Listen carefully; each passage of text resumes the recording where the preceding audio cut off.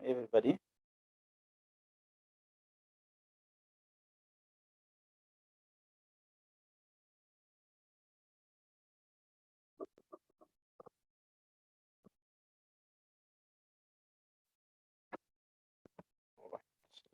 Sorry, I was just trying to see this recording so that it comes out right.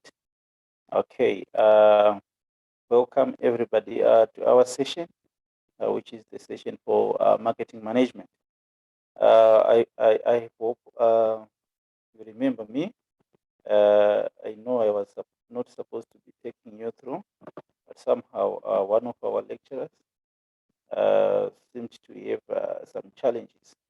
So I'm not sure whether she will be the one continuing with you, or else I will be the one taking you through this course. But whichever way, all is good, all is well, isn't it? Right. So this course for marketing management is not something also that is a very difficult course, and it's not as tricky maybe as the course for business finance that we are doing together. But normally, because of that, most students end up failing this course because they take it for granted. From experience, I've seen many students struggling when it comes to some courses like this. Why? Because maybe they just take it for granted to say, no, it's not much of an issue. I will always make it through. But at the end of the day, they will be very disappointed to see that no, it's not as the way that they thought maybe it's going to come out. So at the end of the day, they end up going for subs and they end up struggling with lower marks. And even if your coursework is not very good, you might as well end up struggling to make it for the exam. So in as much as it's a simple course, but you need to make sure that you do get a good grasp of some of the concepts, because when it comes to marketing management, they really ask. I have seen that some of the case studies that they present, they are very tricky and very challenging, and you might as well sometimes miss some of the petty concepts simply because you are overlooking um, the course, maybe the importance of the course. Right. I don't know if I'm audible. Uh, I don't know if I'm audible. Yes, you Yes, are. you are. All right. Somebody seems to have been lost here. What is happening? Someone is saying, am I in the wrong lecture? I don't know which lecture were you supposed to be in. Now, I think it's because, Professor, you said this is the lecture for marketing management. That's why I think he's lost. All right. It's supposed to be the lecture for what? Sorry? Is it not understanding marketing approaches? So it is marketing, regardless of what people understand. It's marketing is marketing. It's just a name that changed recently when we started. Oh, all right. All right. Okay. Uh, I'm not yet sure if we are all together or maybe I'm the one who is lost. I don't know. But the lecture that I think I'm doing with you is about marketing, isn't it? Right. Yes. It's the ADBM marketing management for semester 1, isn't it? So maybe it's marketing management, but it's one and the same thing, isn't it? Right. Okay. Some are very keen maybe to see me, but unfortunately, my face is not very good for you to see. But if you can see maybe the slides that I want you to see here, perhaps that will do you a lot of good, isn't it? Right? Okay, so we were together last time in business finance, but I will be also maybe helping you through this course. I'm not yet sure, but if it is me, that is all good, like I highlighted earlier. Right, okay, so basically these are the units that are under your course of marketing management. The first one is introduction to marketing. The second one is company and marketing strategy. The third one is analyzing the market environment. The fourth one is consumer behavior. The fifth one, maybe business markets. I don't want to go on and on and on. I can go the whole day, isn't it? But as you can see, we have about 14 units. So this is what sometimes makes it difficult for some students to grasp every unit here, because there are quite a lot of them. And marketing is very broad. They can ask as many areas as they can, because as you can see, unlike the other courses, I know that I'm also having another, maybe I'm teaching the other students another course, which is about strategic management. So that course I was checking, there are only about 6 major topics under that course. Unlike yours here, it's even twice or more than that, 14 topics where they can ask, isn't it? So for a paper of 100 marks, they can choose to ask you about the company and marketing strategy, or they can ask you about the marketing channels, or sometimes they can just think, maybe let's ask you something more recent, which is about the global marketplace. So this is where the problem lies, that there are a lot of areas that they can examine you here. So you should be in a position to be able to tackle the questions. So sometimes it's not about how much you read, or you read a lot of stuff, or you read widely, but sometimes it's about knowing how to apply what you have read, or how to apply the concepts. You know, sometimes somebody can just walk into the exam, they have never read the course, but maybe they can come up with flying colors. You might be wondering why. Basically, that person might know how to apply the little knowledge that they have, isn't it? And some of us, we waste a lot of time going through reading again and again, but we don't even know how to apply the knowledge that we are acquiring. So at the end of the day, you are full of knowledge, but you don't know how to apply it. Then that is equal to a zero, isn't it? When you walk into the exam. So basically, under this course, there are quite a lot of notes, maybe a lot of explanations that we can give, but I won't be really focusing about just reading your study guide, or reading your text, your recommended textbook. That's not going to do a lot of good, because you can always read on your own. But maybe our main focus here is, how do we go to apply the knowledge that we have? Of course, we will just go through quickly the notes, and we help each other just to describe or discuss the concepts that are contained under each unit, isn't it? But after that, we have to help each other when it comes to answering the questions, especially how do you present your work? And when you are under pressure, let's say it's just an exam, maybe you're given 3 to 4 hours, you are expected to write as much as you can there. But how do you really hit on the top, isn't it? How do you really make it so that you impress the examiner when you are in the exam? Then I have to remind you something. Unlike the courses with calculations, this marketing course, you have to present maybe a lot of detail, unlike the courses whereby you're just doing the number crunching. So when you're presenting your detail, you need to make sure that your detail, firstly, is relevant. Secondly, you don't waste time waffling, or maybe discussing a lot of unnecessary stuff, isn't it? You have to know how to go and hit right where it matters, isn't it? And remember, the examiner is also like you, is also a human being, isn't it? Sometimes it gets so boring when you're marking some of these answers of students.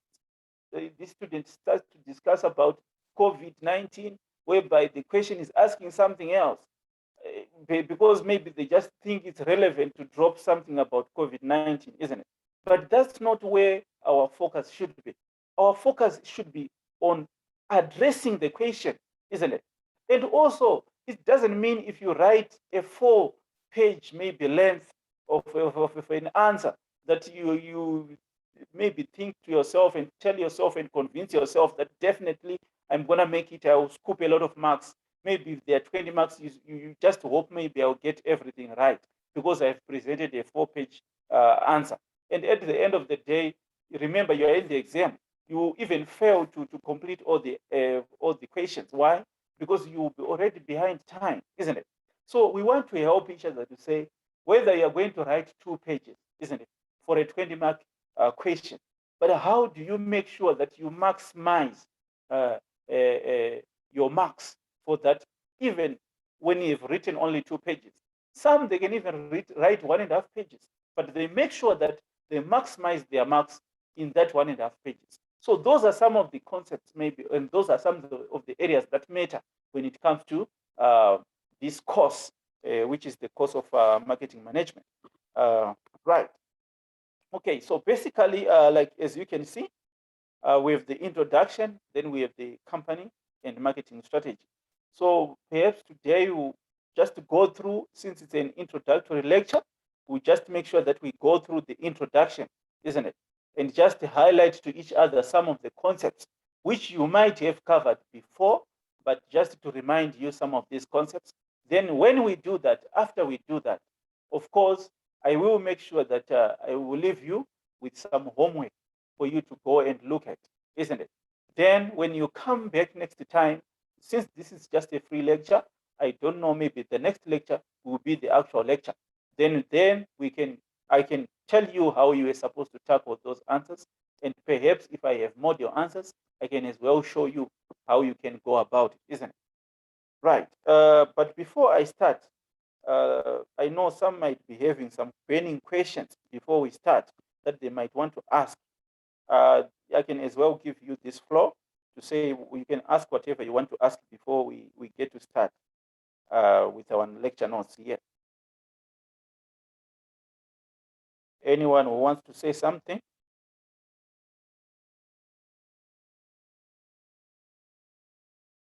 All right, is everybody happy?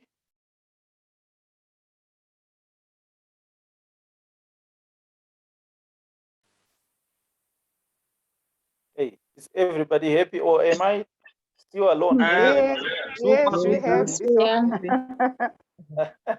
Yes, You we're know, happy. I might So far, so waste the good. We are whole still fine. hour just talking to myself. I might be thinking No, maybe no, no, no. We are here. Okay, No. yeah, all right.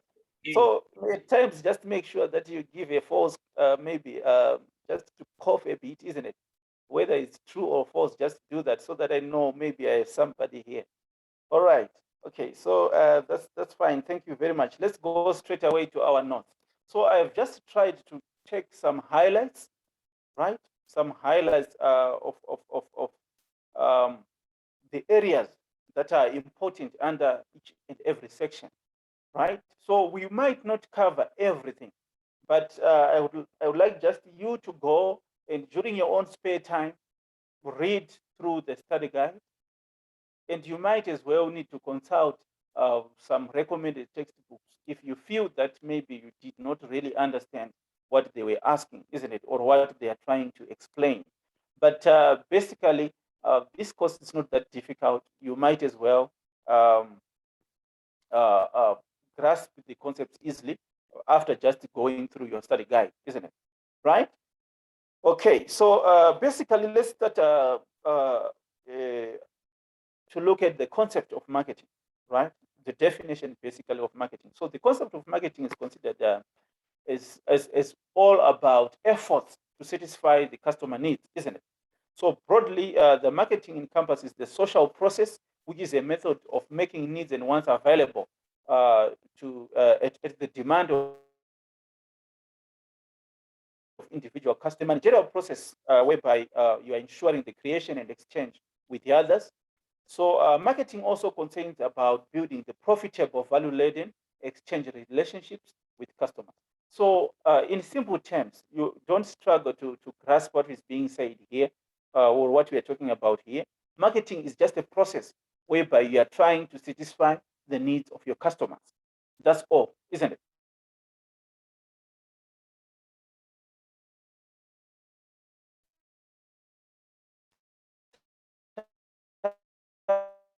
Then it now goes to the managers, the activities that they do in trying to create and also meet the needs of the customers, isn't it?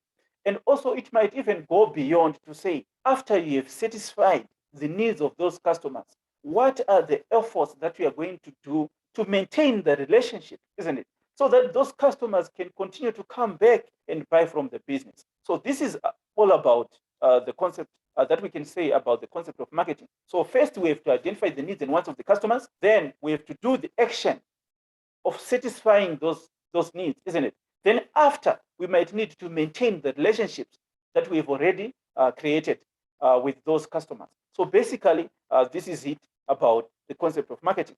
So whatever we're going to read below is the same thing. Marketing is the process by which companies engage customers, you see, building customer relationships, and also create customer value in order to capture the value from customers in return. That's the same thing, isn't it? Right. Okay. But in this generation, the marketing managers really have to think outside the box. They have to think beyond maybe the average person, isn't it? To say this generation is very demanding. We are dealing with people who know everything, starting from the smart devices and whatever, the smart transactions, who know how to do business even in a fast fashion, isn't it? Right? So we have some new generations here, unlike the older generations who could be easily convinced maybe when you just present a TV program, isn't it? As a marketing manager, maybe you can just go and present yourself, maybe just to demonstrate to customers how they use products, or just advertising through the old channels of communication. But in this generation and age, customers are really, really above board. Actually, what I mean is they know more, even more than the business. Some customers might actually come and tell you more than what you think you know as the marketing manager. All right, just thinking about this, I just saw the other day a video clip of somebody who was trying to lecture as much as they can about what they know about this vaccine, isn't it? The vaccine that you're taking, isn't it? So I was just wondering that this person seems to know even more than what the scientist might know, actually, because he was giving a lot of detail that I think maybe some of us don't even know. And he was even telling people to encourage them to say, oh, you have first to do your research, isn't it? Before you even accept to be vaccinated. But have you done your research? So it was something that was really fascinating to me. And it was really interesting to see that this guy even knows more than maybe what the doctor or the nurse out there knows, isn't it? So that's the generation that we are talking about, that this is a very smart generation. So as the marketing manager, you should be in a position to know how to meet the needs and wants of these smart people, isn't it? Right? So that's what we are talking about here, what is written as well. Going into the future, companies must apply themselves to reality that the millennial customers live surrounded by the need and want for easy and efficient solutions. Customer-led engagement must be facilitated by the reality that millennial customers are always on. You see, that's exactly what we are talking about. Right. Let's go to the next slide. Then you are expected to know the steps in the marketing process. What are the steps that we follow? So from the definition already, I have told you already these steps, isn't it?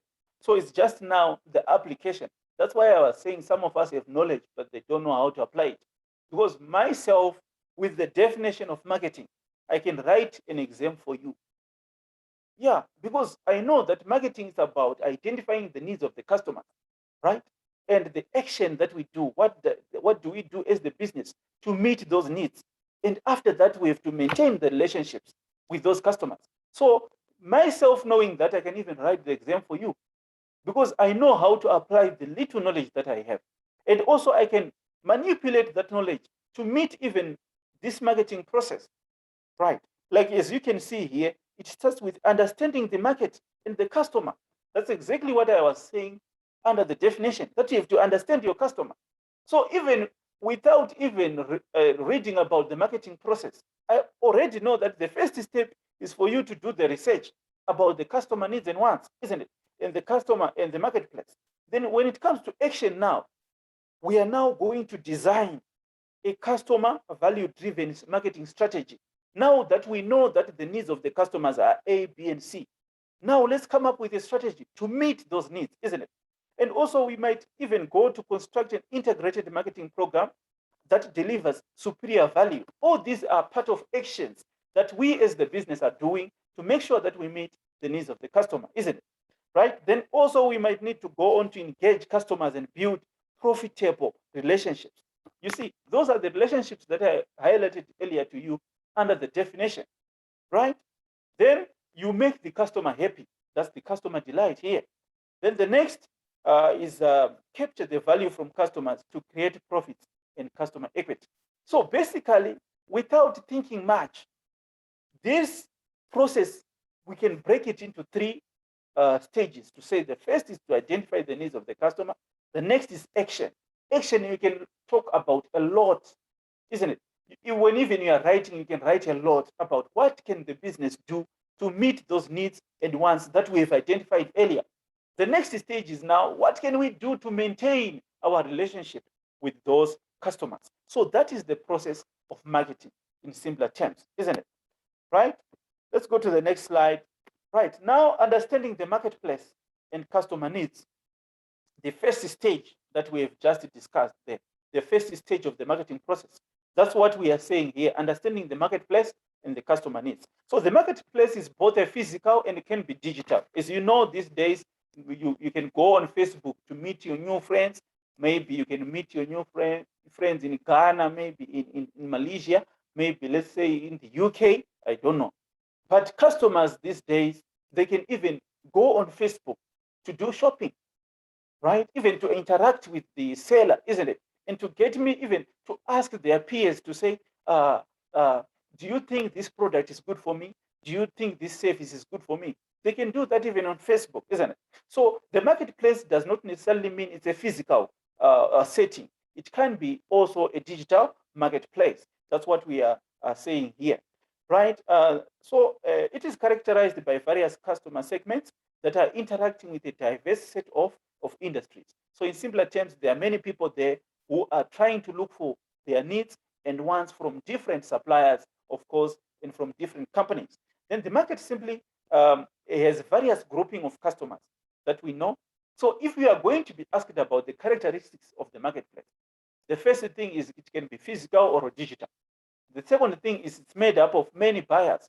And at the same time, it's also made up of many sellers. That's what we are just trying to depict here, right? The marketplace is noticed in an exemplified by forms of retail stores that you and I choose to shop in, or when you and I are doing the online shopping using the internet and digital platforms. All right, that's self-explanatory. But here, let's just look at the categories of markets. That's also important for you. You have to know that we do have what we call consumer markets. Then we also do have what we call business markets, and we do have what we call global markets, the non-profit and governmental markets. So those are basically the four categories of markets that we do have. Some might be asking me already to say, then what is a consumer market? What is a business market? Right, this is what we have on the next slide. The consumer market is just concerned with the buyers with the different tastes and preferences and buying habits. But these buyers, they buy goods and services for consumption. So this is the key word here. When you're looking at consumer market, the buyers are buying the goods and services for consumption. That's it, isn't it? Then the business market, whosoever is buying there, or the businesses, or whether it's the individual consumer, the main aim is for production of other products. You see? So the consumer market is for consumption, whereby we buy goods and services for consumption. But the business market is about businesses or maybe individuals who are buying goods and services for reselling or for production, right? Sometimes they may be already produced, so it can be for reselling or for production. That's the business market. Then the global market, it comprises of both business and consumer markets, isn't it? So maybe they can be doing this for consumption or for buying and selling or for manufacturing, but it's happening on a global basis, right? Then the non-profit and governmental markets entail the markets whereby the consumers are organizations independent of the government and are also provincial, national, state, local government departments. But the main aim here of these markets is to purchase goods and services from the private sector and provide to the citizen. Like the government can go and purchase masks, isn't it? Or whatever COVID vaccine from the private companies, isn't it? But they are bringing it to the citizens, to the public. So in that case, we call that a government market. Or maybe it can be done by non-profit making organizations, such as WHO, isn't it? And also these other organizations that you know, right? So basically, that's it about the consumer market, isn't it? Right. Then also, why do you think it's important for you as a marketing manager to understand the marketplace and the consumers? Remember, this is the first stage of marketing. You have to understand your consumers, their needs and wants. But why do you think that is important? It may come even as a question, isn't it? So this is where I say application matters now. Because myself, even without any notes or with these 2 points, I can write you 2 pages, an answer of 2 pages. Then someone will be asking me now in their whatever on mind to say, how do you write a 2-page answer from the 2 points that you have? That's why I said marketing management is about knowing how to apply your answers, the little knowledge that you have, and how to expand it. I don't want to preempt everything, since this is an introductory lecture. I better wait for you to come and pay us, isn't it? Then I can tell you more about all these tricks, isn't it? Right, okay. So the importance of understanding the marketplace and the customers. Marketers must understand the marketplace clearly so that the company can satisfy the customer needs in the target market. All right. I know some are still doubting. I can feel some are still asking me, how can you write 2 pages from these 2 points? All right. Let me give you first just a foretaste, isn't it, of the first point. Let's read together again the first point here.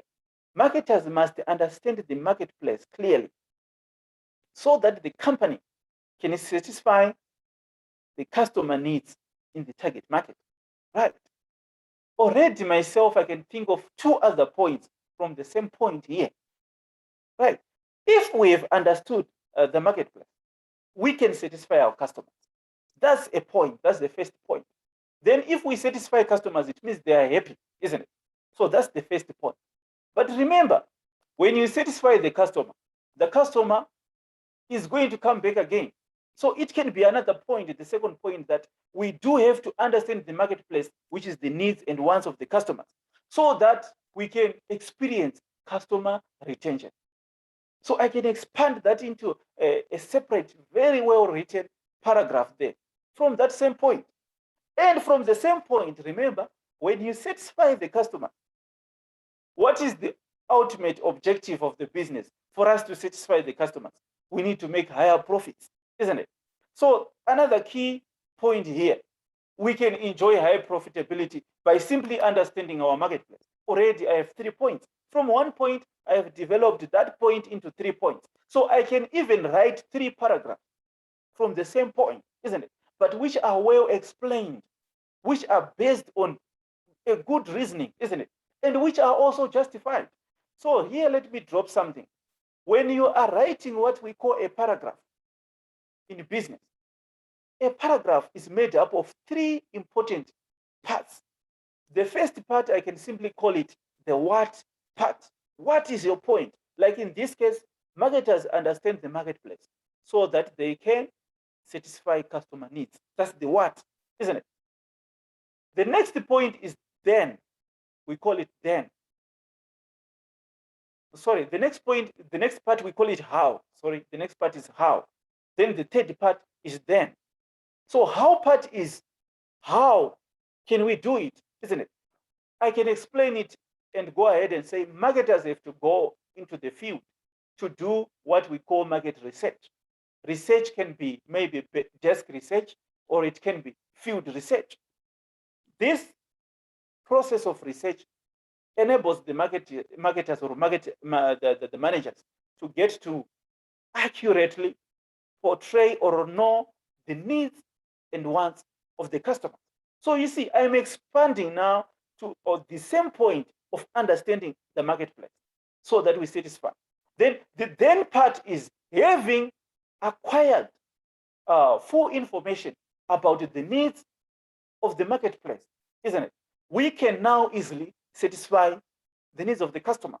So this is how you write a paragraph which is well reasoned when you are writing in business management. So this thinking now is what you lack, you guys. Some of you might know it, but some of you might lack that. To say, when you are writing a point, that point should be having these three parts. To say the what part, then the how part, and then the then part, isn't it? And also, if you want to get a bonus mark, you can give an example on top, isn't it? Oh, I've already told you the tricks here before you pay. How unfortunate it is for me. All right, I won't tell you much now. It's you who caused me to tell you, because some of you are doubting what I'm telling you. Please don't doubt what I'm telling you, isn't it? Because I don't want to give you everything. It's still an introductory lecture. All right, I'll go to the next point. The main reason the marketers should understand the marketplace and the customer needs is to stay close to customers, which is the relationship part, isn't it? And to generate marketing experiences and to be customer focused. So this one already, there are 3 points that you can expand. I don't want to continue to preempt everything. Right. Okay, some of you already are saying they have already learned, they are going away. You think about me. Remember, we still have question papers to do, isn't it? So let's end it here. Right, let's go next. Identify the 5 core marketplace concepts. So the first concept is about needs and wants, isn't it? That's the first concept, right? Also, you have to know this. You have done it whether maybe many times during your previous studies, to know what are the wants, what are the needs, what are demands. It's there in your study guide. I won't waste time with you. Right. The next aspect is the market offering. Market offering simply means what is being provided to the consumer, isn't it? Right? Or what are the products? What are the services? What is the information? Then the other concept is about value and satisfaction, right? What is the value of the products? This concept is very important, right? Because even there are concepts that we call, or there are aspects about consumer value driven approach, isn't it? With the ultimate goal of satisfying the customer. So as a concept, just know that we do also have what we call value and satisfaction. Then we also do have what we call exchange and relationships, whereby this buying and selling is about making exchanges, isn't it? Then, but at the end of the day, after those exchanges, we aim to make sure that we continue the relationships, right? The other aspect is about the market. We have spoken already about the market to say this is where buyers and sellers meet. It can be physical market or it can be a digital market. And at the same time, there are many buyers, there are also many sellers, right? In the same market, right? Let's go next to the next slide. All right. Designing a consumer value-driven marketing strategy. I have already told you the importance of this value. So already I know what they're going to ask you. And remember, I have been doing this for quite some time, and I really know that when the students hears the word value, or that's just consumer value, some students already they are already confused. They know exactly what to confuse you with. Unlike if they just tell you about just marketing. Marketing is very simple. You can work for them. But if you hear something that's called consumer value driven marketing strategy, some of us are already confused. Some of us are already panicking, isn't it? So this is where, even without reading any other article or any other textbook, you can apply now these skills that I've been telling you. To say, you can break down this heading to say customer, then value driven, we can call it one word, then marketing strategy, isn't it? So if you are somebody who is, let's say you're in an exam, you don't even know what it is about. This is your first time you've come across this word to say customer value driven marketing strategy. But if I were you, I would simply say, okay, when you're writing an essay, you don't just start throwing whatever points that you know. You have to give us an introduction, isn't it? A very appetizing introduction. So if you're an examiner, just imagine you are in my shoes. You are marking maybe, let's say, 40, 50 scripts. And then students are just starting to write whatever they want. They don't even give you an introduction. Myself, I don't know anything. I have never done the marketing management course, but I am also in the same exam with you. Then I come across this word, these words to say customer value driven marketing strategy. What do? Myself, I start explaining in my introduction. I just start telling you either about the customers or about the marketing strategy. I can start telling you that for a business to be successful, it should be having a well-founded marketing strategy. And I can tell you that successful organizations always have a well-founded marketing strategy as key to unlocking the hearts of our customers in the market. So such a simple statement is an introduction. If the examiner was about to sleep or the marker was about to sleep, already they are up. They are wondering, what is this student trying to say here, isn't it? Because you are trying to appetize the examiner, isn't it? Right. Then you go back now, already you start defining, you start by definition to say, what is a customer value driven marketing strategy?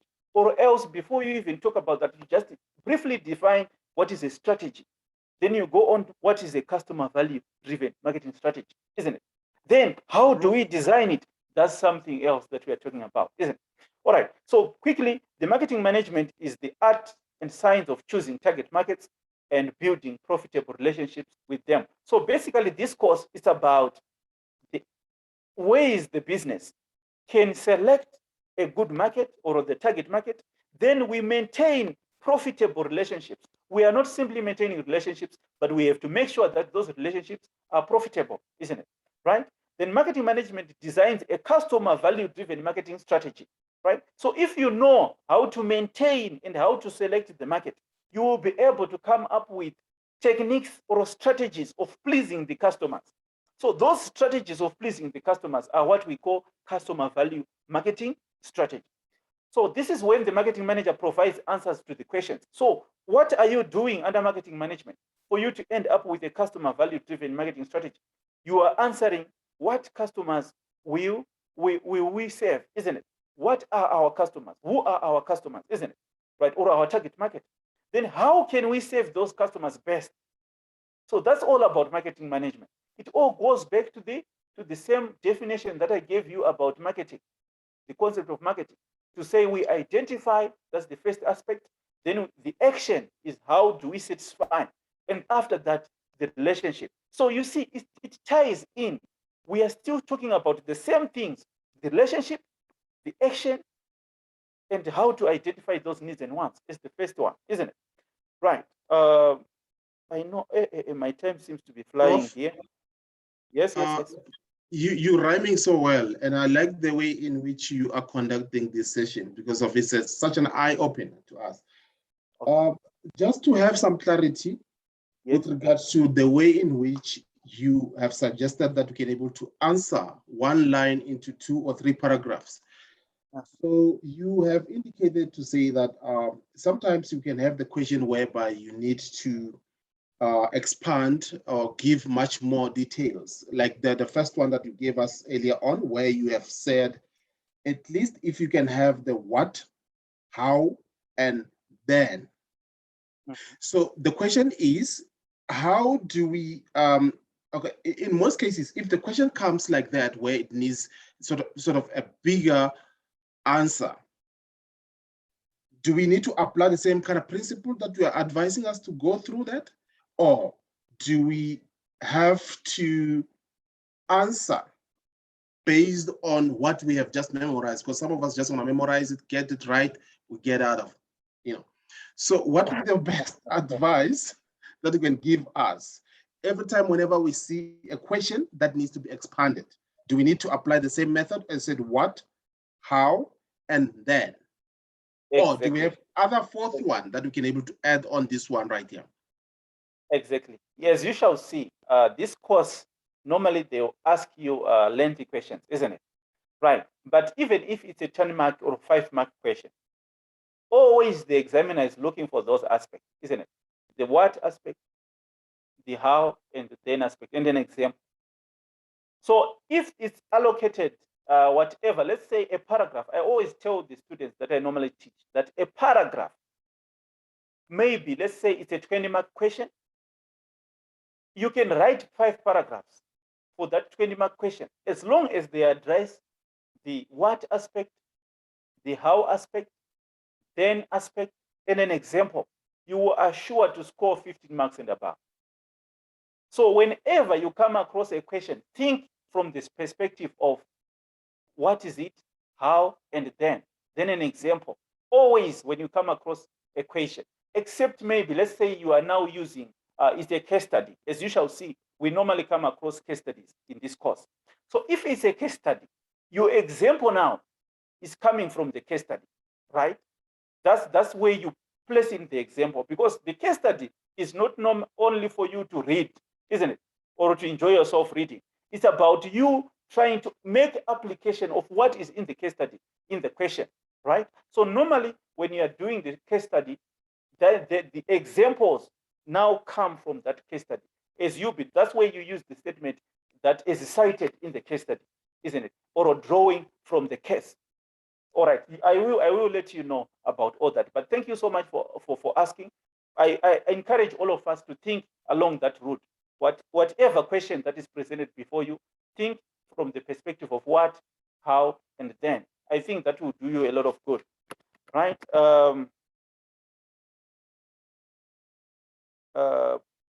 Do we need to use referencing when answering these questions? Yes. Referencing is very important.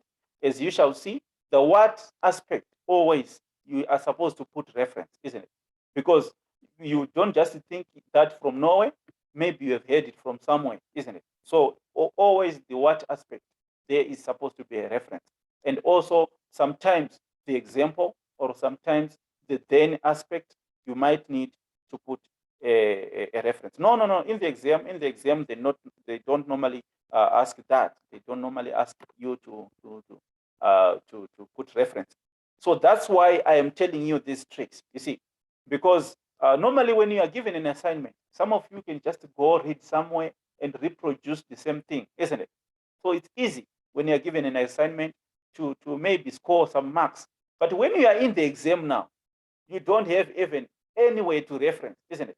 Maybe you are just you and your pen and maybe whatever, what a few stuff that you still remember that Prof. DZ once told you, isn't it? Right. So it's you now and that little knowledge that you have. How do you maximize your marks? This is exactly how you go about it, isn't it? To make sure that you score as much marks, as many marks as you can. Do we have to paraphrase in the exam? Yes. You have to paraphrase, but you can't plagiarize if you are applying this concept that I'm telling you, because you simply want the what aspect. As long as you know the what aspect, you can now think, how can we do that? And you can now think the then aspect. Like I was talking about customer satisfaction, that customer satisfaction is what? That's what we are aiming as the marketing. Maybe as the marketing manager, you are aiming to ensure that customers are satisfied. But how? Then you can think about, maybe it's a case study. Maybe let's say it's a case study about South African Airways. How can they satisfy their customers? Then you just think along those lines. What can the company do to satisfy their customers? And then what will the customers do at the end of the day, isn't it? All right. So then is either an example or outcome of the when and how. Yeah. That's exactly right. Okay, I don't want to continue answering questions here. Sorry, I will address them later on. But let's move. We have to finish, isn't it? We have to finish explaining this. The key elements of customer value-driven marketing strategy, right? Marketers have the responsibility to deliver to the customers and to create profit for the company. A company therefore adjusts the value delivery process by engaging, keeping, and growing the target customers.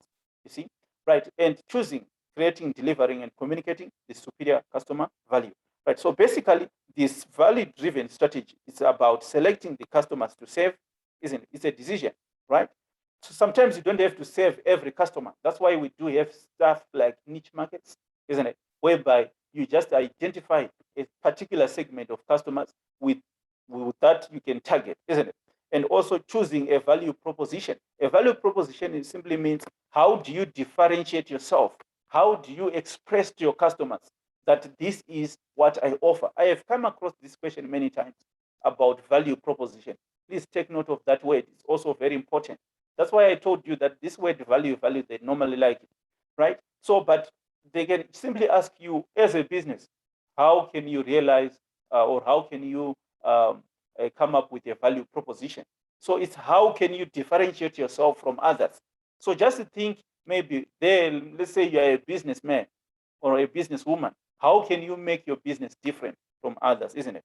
Then we provide that value, isn't it? And also communicate that value. So this is the customer-driven strategy, whereby we first select the customers, then choose a value proposition, then provide the value, and also communicate the value to our customers, right? So the value, in simpler terms, is what differentiates you from others, or what differentiates your product or service from others, isn't it? That's the value proposition. Right. The next thing is about management orientations that guide the marketing strategy. Right. Marketing management designs strategies that engage target customers and build profitable relationships with them. Once marketers use these 5 concepts to plan customer value-driven marketing strategy, they then prepare an integrated marketing program for the company. Right. Okay. So the strategy or marketing management orientations that guide this marketing strategy, whereby with the first thing is we are supposed to start with our production, right? So normally consumers favor products that are affordable, isn't it? So whenever you're doing the designing of your products, sometimes you have to consider or to factor in the cost implications. Then the product itself should be of quality, isn't it? Able to satisfy the customers, right? And then after we have the product, we have to think about how we are going to sell it, isn't it? Then the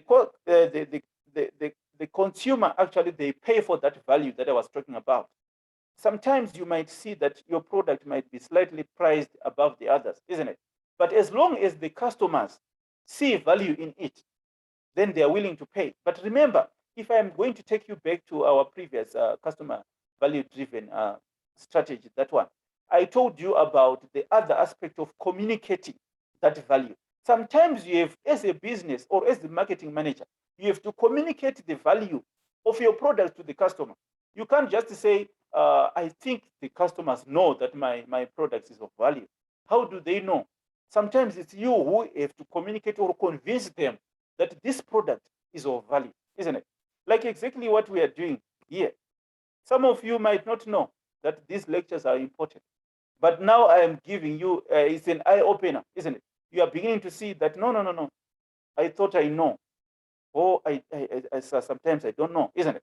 Because you don't know one or two other areas. So this is what we are trying to do, isn't it? To open your eyes. So, but that's how you as an organization can communicate value to the customer. Then marketing, I have explained what marketing is about as a concept. I don't need to continue repeating myself there. And societal marketing, we have this concept that is called societal marketing, whereby the customers are concerned about the society as well, isn't it? So it's anything that's surrounding their society. Like, let's talk about the human rights, and let's talk about maybe the profits. Are you as a business generating profits in a socially respectable manner, isn't it? And are you not also harming the society from which you are reaping off as an organization? Right, okay. Let's leave that and go to the next slide.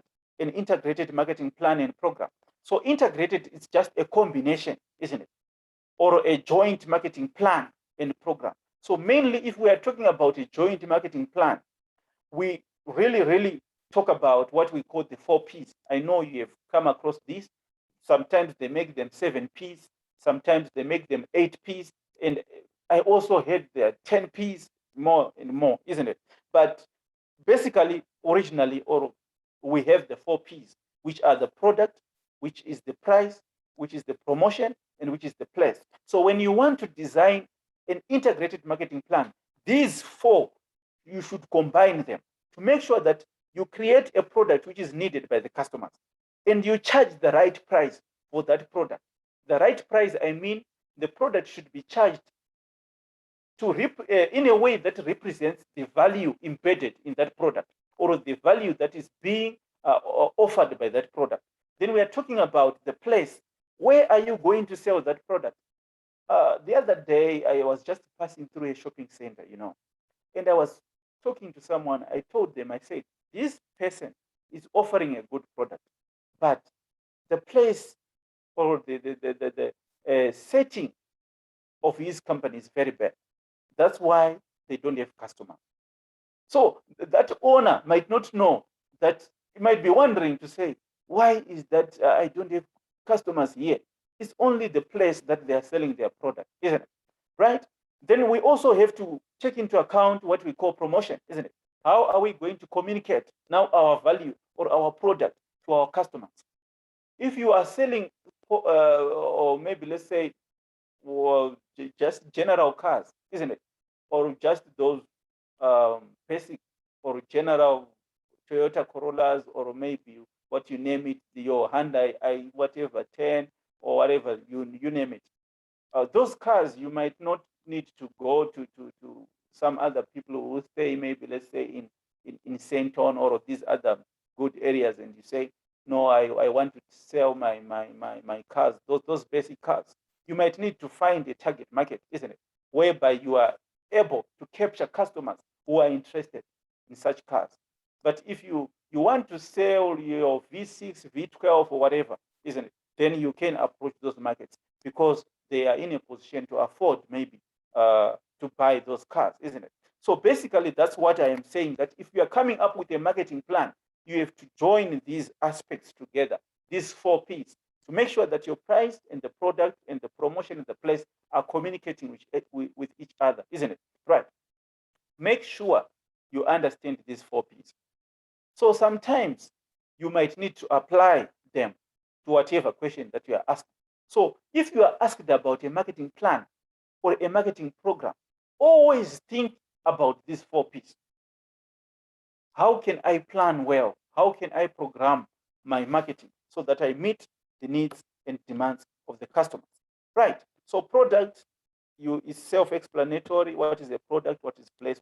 I won't worry you about that. Right. Then if you still remember, under our definition, we spoke about identifying the customer needs. Then we spoke about the action. The action also is what we've just discussed, the marketing program or the marketing plan, to join those 4 P's together. But remember, at the end of the day, you need to maintain relationships with those customers. So managing customer relationships and capturing the customer value is another important aspect, right, of marketing. Okay, so we say there's what we call customer relationship management, whereby we are trying to maintain good relationships with our customers, isn't it?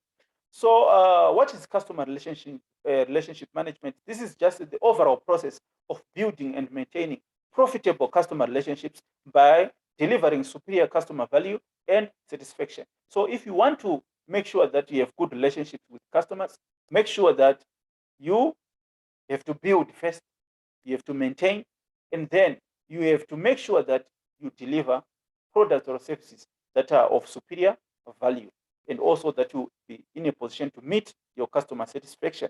Right. Marketing managers should therefore consider the relationship building blocks. The first one is customer perceived value.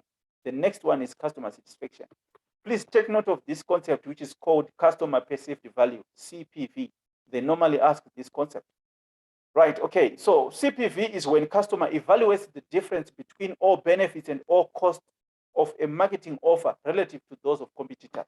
So your customer, don't just come and buy your product. The customer first do the research, isn't it? That's why we talked about the millennials at the first step. We said we have new generations. Those customers are very good at evaluating. They evaluate what you are offering. What is the benefit that I get? What is the cost? And how does it compare with other competitors or with other offerings? So CPV is very important as a concept. Just know that it's all about the customer himself or herself evaluating what you're offering, what is the benefits, what are the costs against that of the competitors, isn't it? Right. Then we also have customer satisfaction. That's simple, isn't it? It's whereby is the customer happy about your product? That's satisfaction. Somebody might be satisfied with a product that does not satisfy the other, isn't it? So it's all about just knowing your customer. That's why it's very important for you to first know your customer, to do the research. Then you will be in a position to satisfy whatever they want from you, isn't it? So we do have also customer relationship levels and tools. We have what we call basic relationships, just normal relationships, product experiences, and brand building advertising.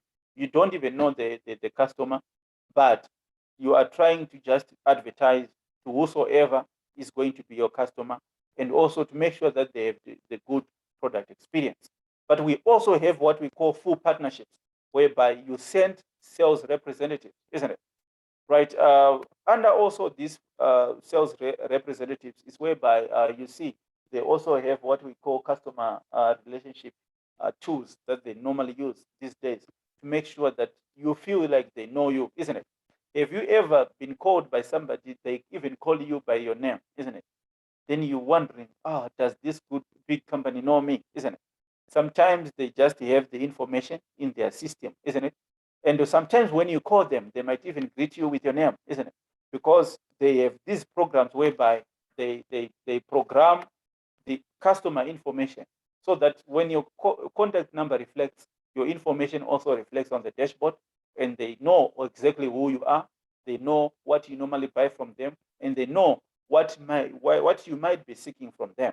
So, but the whole essence here is that the business wants to make sure that there's full partnership with the customer, isn't it? Then we also have what we call frequency marketing programs, whereby we are giving rewards to our customers, and also loyalty rewards, whereby they tell you, even these insurance companies, they tell you, hey, if you insure your vehicle with us, after say such and such a period, you will be in a position to get cashback, isn't it? But normally, I don't know if you are that patient to wait for their cashback, isn't it? Sometimes some of us, we are not that patient. We would have changed already 2 or 3 times the vehicle before we enjoy that. So it's just a waste of time. But anyway, that's fine. Then we're supposed to create strategies to capture our customers and to make them come maybe in future, to come back in the future. So what are some of the tools that we normally use? We have what we call customer engagement and digital and social media, whereby we are making use of digital and social media to make sure that we do have our customers coming back. That's why you see companies today, they do have their platforms. Some they have the Facebook page, some they have the Twitter, some they also do have what they call whatever, I don't know, some they even create WhatsApp groups, isn't it? It's a way of making sure that they retain those customers and they maintain good relationships. And consumer generated marketing, whereby the consumers are the ones who give suggestions to the company to say, I think if you make the vehicle like this, I think if you make this address like this, it might be in a position to please us, isn't it? So this is another way of making sure that you have warm relationships with the customers. And we do also have what we call partner relationship management, PRM, whereby you're working closely with partners in other company departments and outside the company jointly to bring greater value to customers. So normally it's whereby there's a joint effort by different parties or different players. This is normally done by big industries. Let's say industries that really want to be innovative or want to please the customers. They might as well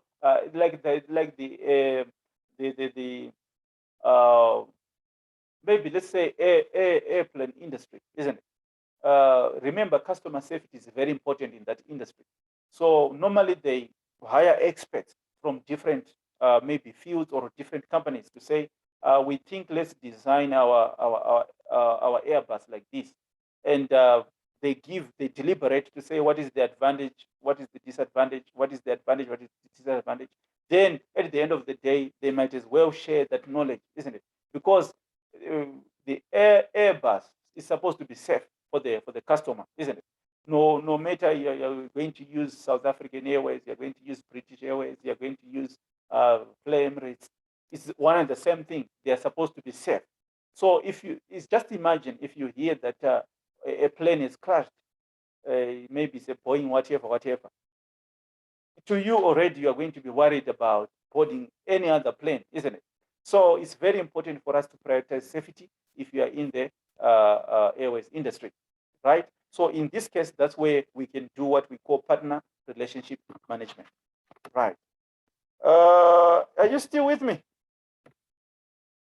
Yes, Are Professor. you still with Yes, me? Professor. Yes, we are. All right, I hope we are not dozing there.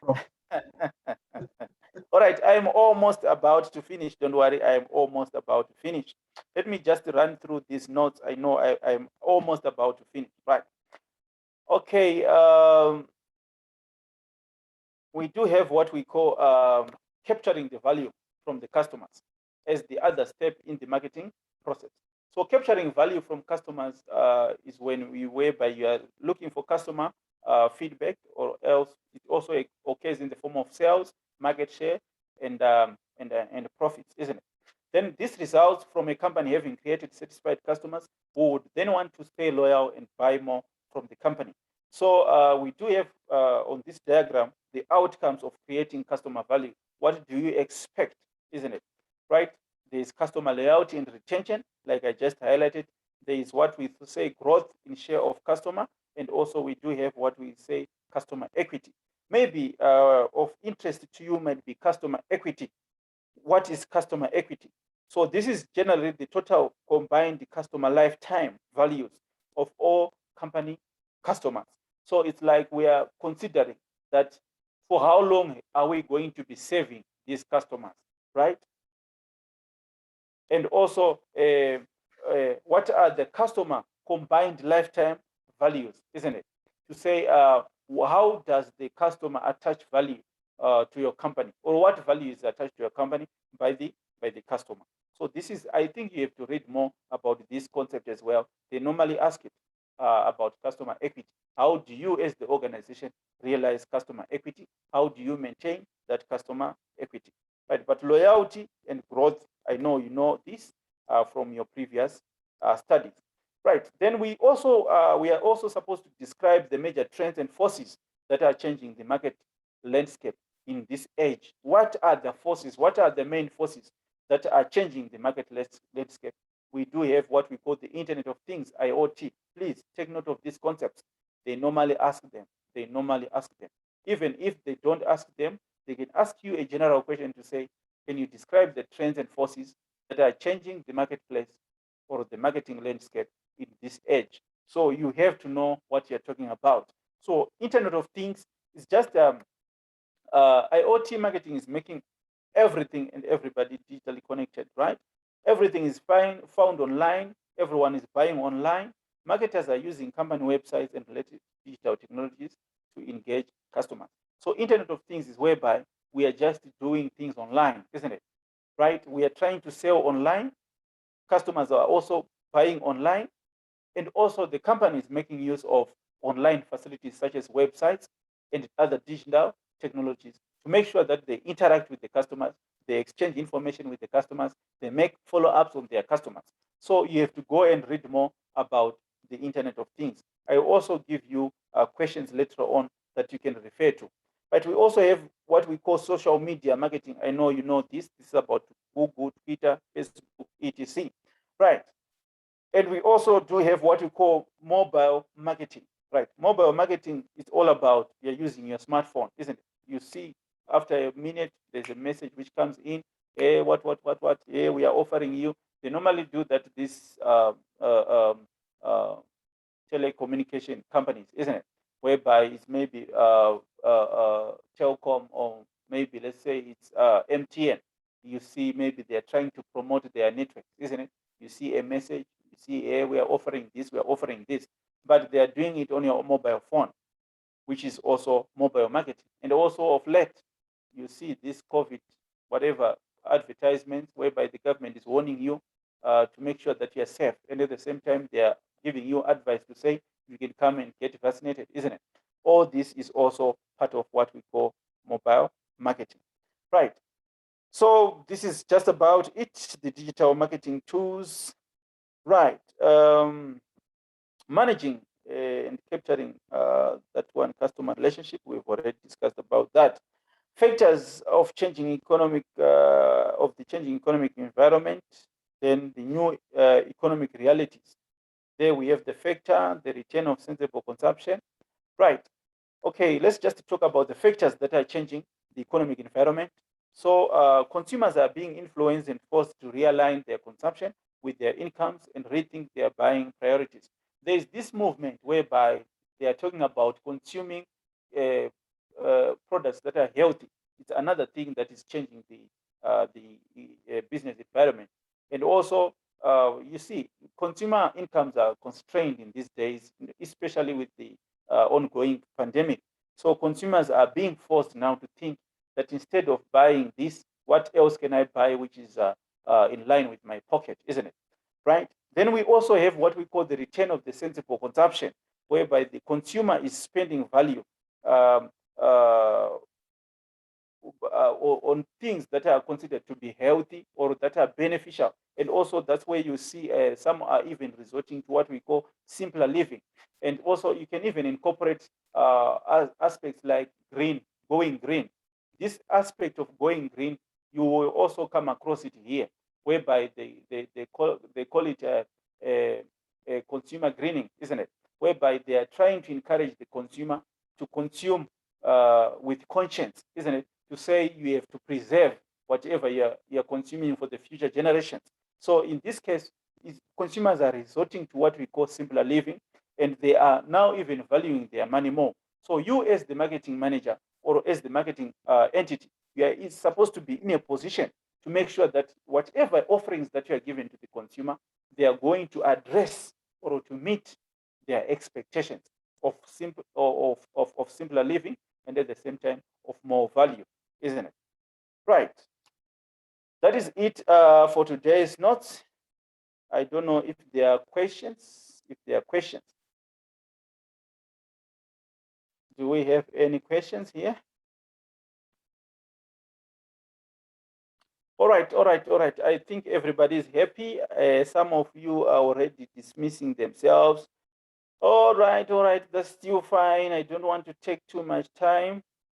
So if there are no questions, there are no complaints, we can as well call it a day. But remember, what I will do, I will make sure that I attach questions to these lecture notes, because at the end of each and every chapter, we need to see if whatever we have learned is of use to us. So like I highlighted on, I will look for questions that I can also attach here under this topic, maybe touching the aspects like consumer value proposition, touching the aspects like how do we communicate value, and also customer value driven strategy. And we can also talk about some of those things that are normally confusing, and you see how the examiner asks us. Right, somebody is asking here, oh, business finance as well. Business finance is our main subject, isn't it? This one, I just stood in for another lecturer. I don't know if the lecturer is going to continue, but we may as well continue. I will just think about it. But we are likely to continue if the lecturer doesn't make it. But make sure that you join us in our next session, and make sure also that you subscribe, isn't it? Subscribe as usual, subscribe. Please talk to James, and James will be in a position to help you.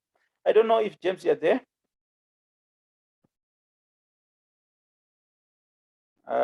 James, are you there? Yeah, I'm there. All right, so I will hand over this session to you. Thank you very much. All right.